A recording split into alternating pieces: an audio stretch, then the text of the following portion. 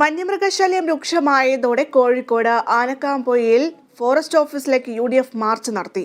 March KPCC working president T. Siddique MLA ഉദ്ഘാടനം ചെയ്തു.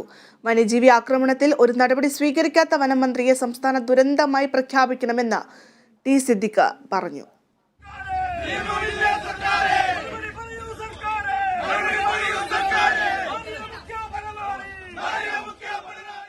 സംസ്ഥാനത്തെ മലയോര ജനതയെ വന്യജീവികളുടെ ഇടയിലേക്ക് ഇട്ടുകൊടുക്കുന്ന സർക്കാരാണ് ഇപ്പോഴത്തേതെന്ന് T. സിദ്ദിഖ് ആരോപിച്ചു. വനംവകുപ്പ് മന്ത്രിയെ രൂക്ഷമായ ഭാഷയിലാണ് സിദ്ദിഖ് വിമർശിച്ചത്.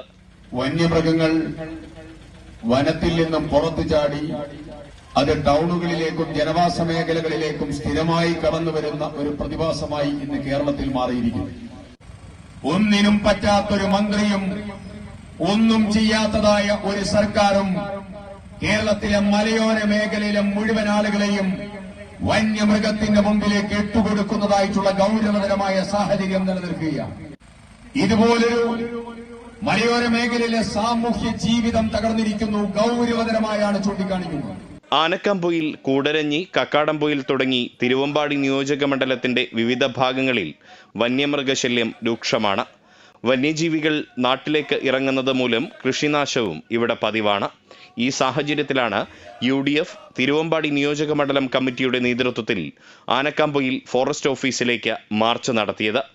താഴെ ആനക്കാംപൊയിൽ അങ്ങാടിയിൽ നിന്നും ആരംഭിച്ച മാർച്ച് ഫോറസ്റ്റ് ഓഫീസിന് മുൻപിൽ പോലീസ് തടഞ്ഞു.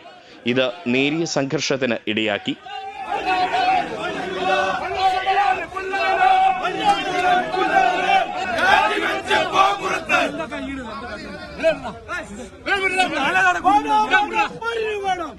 മുസ്ലിം ലീഗ് സംസ്ഥാന സെക്രട്ടറി CP ചെറിയ മുഹമ്മദ്, ബാബു പൈക്കാട്ടിൽ തുടങ്ങിയവർ സംസാരിച്ചു. Kerala vision news, Kozhikode.